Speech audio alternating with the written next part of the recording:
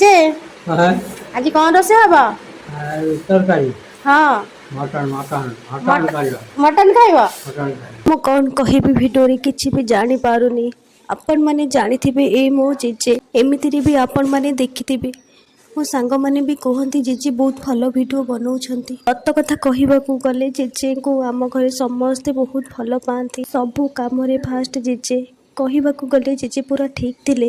ସନ୍ଧ୍ୟାବେଳେ ଚା ବିସ୍କିଟ୍ ଖାଇଲେ, ବସିକି କଥା ହେଲେ। ହଠାତ୍ କ'ଣ ହୋଇଗଲା ଜେଜେଙ୍କର ରାତି 9ଟାରେ ସେ ଆମକୁ ଛାଡ଼ି ଚାଲିଗଲେ। ପ୍ରତ୍ୟେକ କଥାରେ ମୋତେ ଡାକନ୍ତି, ସବୁବେଳେ ମୋ ନାଁ ତାଙ୍କ ପାଟିରେ। କୁହନ୍ତି ଝିଲି, ନଖ କାଟିଦେବୁ ଆସେ ଝିଲି, ମୋଡ଼ିଦେବୁ ଆସେ, ଏମିତି ସବୁ କଥାରେ ଝିଲି।